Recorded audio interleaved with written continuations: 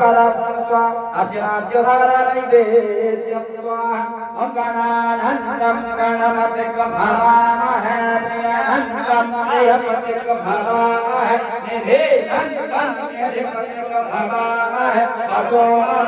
स्वाहा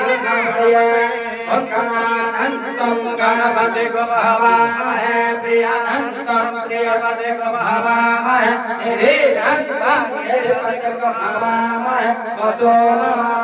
स्वाहा इदं गणपते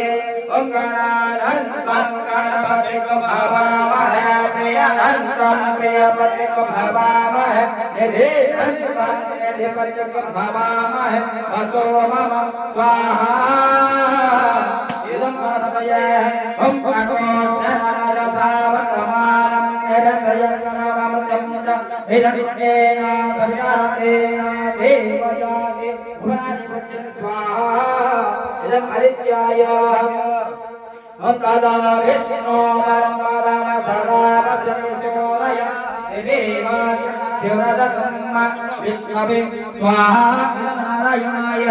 ओम त्रयंबकं यजामहे सुगन्धिं पुष्टिवर्धनं सर्वारुकमिव बन्धनं मृत्युर्मुक्षीयमृतात् स्वाहा इदं ईश्वराय ओम अम्बिके अम्बालिके नमालयति काचन स्वभद्रकं शुभशुभद्रकं कमलवासिनि स्वाहा इदं अम्बिकावै भगवती विमलादित्ये तदहं ते पुष्पं गृहीत्वा चतुर्धा मूर्ति चिन्तय ओम